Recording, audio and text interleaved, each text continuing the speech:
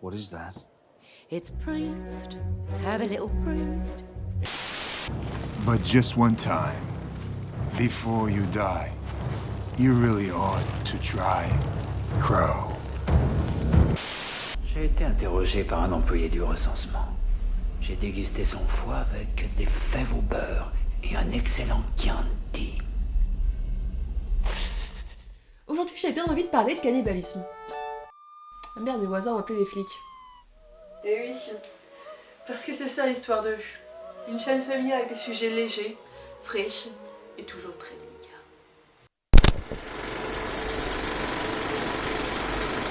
Cette fois, en plus de l'égorgement, son visage a été mutilé et sa matrice emportée par le tueur. Sa mère va épouser l'empereur Claude, qui est au passage son oncle, et en 1818, il fait un enfant à sa tante. Tout commence par une histoire de cul. C'était le détail inceste. L'inceste. L'enchaîne. Alors vu que je commence à connaître un petit peu les commentaires qu'on peut retrouver sur YouTube, je tiens à le préciser tout de suite, cette vidéo ne sert pas à légitimer ou à promouvoir l'acte du cannibalisme. C'est juste que je me refaisais Split, et spoiler, mais vu que le film est sorti il y a 3 ans, si vous l'avez pas encore vu, c'est que ça vous intéresse pas tant que ça, je me suis dit... Viens, montre. Du cannibalisme. C'est tout de même peu commun.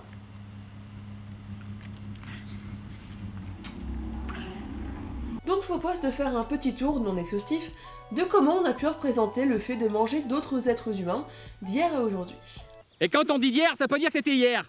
Alors commencez pas à faire vos bourrins parce que ça va mal se mettre là. Le cannibalisme dans les œuvres culturelles est très ancien puisqu'on en retrouve par exemple dans la mythologie grecque ou romaine. En effet, Cronos, roi des titans et père de Zeus dans la mythologie grecque, et Saturne dans la mythologie romaine, sont 2 dieux qui ont dévoré 5 de leurs enfants à la naissance. C'est aussi un thème présent dans la célèbre Odyssée d'Homère, à travers le personnage du Cyclope qui se fait un joyeux casse-dalle avec les compagnons d'Ulysse. On retrouve une autre forme de cannibalisme dans l'Odyssée avec le peuple des Lestrigons. Lestrigons, peuple barbare qui pratique aussi l'anthropophagie, mais pas tout à fait pareil. Le Cyclope est un mangeur de chair humaine crue, et un être trop bête face à des civilisés grecs. Les Lestrigons, c'est un peuple barbare, mais pas affamé de chair humaine. Ils pratiquent un cannibalisme guerrier.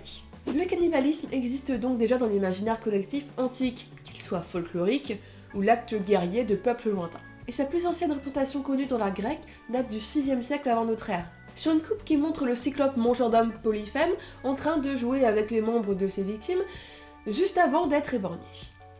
Au 1er siècle, Pline l'Ancien consacre dans ses encyclopédies quelques chapitres aux anthropophages, des mangeurs d'hommes d'Inde et d'Éthiopie qui ont un petit côté exotique et merveilleux.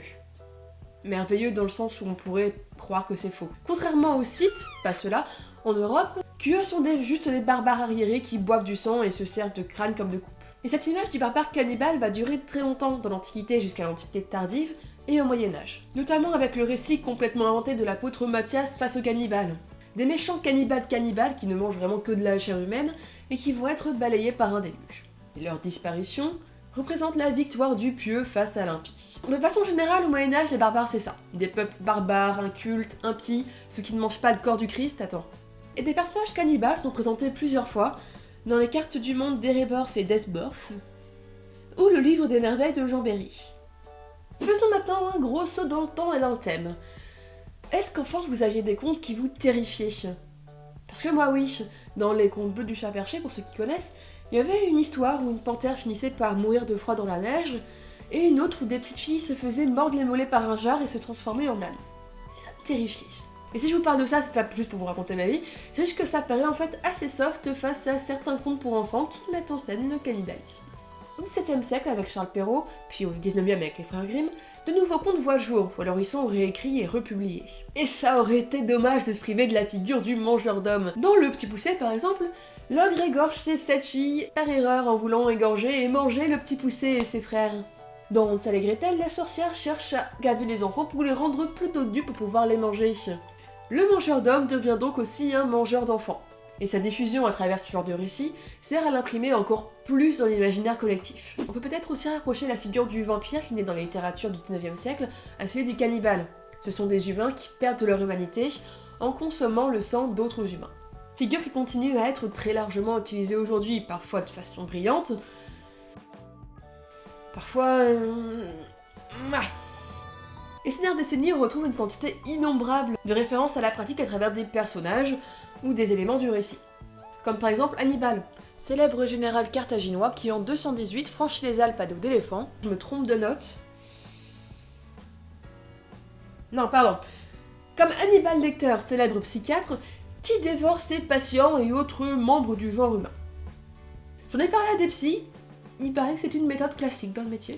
Notez que les films ou séries d'aujourd'hui ne tournent pas forcément que autour du thème du cannibalisme. Ça peut être qu'un personnage ou un groupe, qui peuvent être là pour montrer à quel point ils sont primitifs, comme dans Pirates des Caraïbes 2 par exemple, ou pour montrer à quel point ils sont méchants, comme les Tens dans Game of Thrones.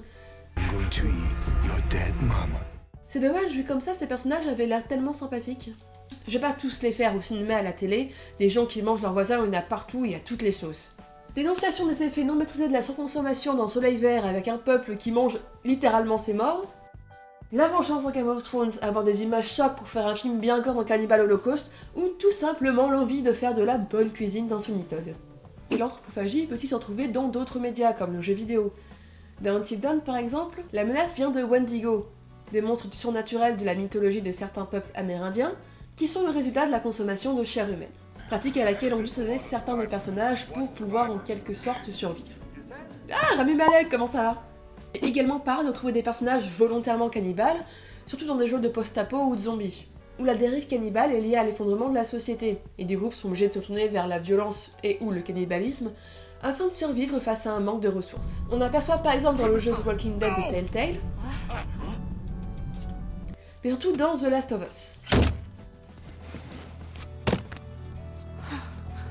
Bon, je parlerai pas de tous les films, toutes les séries, tous les jeux vidéo, tous les livres qui parlent du thème. L'image du cannibalisme reste très présente dans notre culture, et l'a visiblement toujours plus ou moins été. Autrefois, son utilisation alimentait l'imaginaire sur un peuple lointain, ou légitimait le christianisme. Aujourd'hui, il symbolise plutôt le mal ou le déclin de la société. Dans tous les cas, il continue à nourrir l'imaginaire. LOL! Petite annonce de fin de vidéo.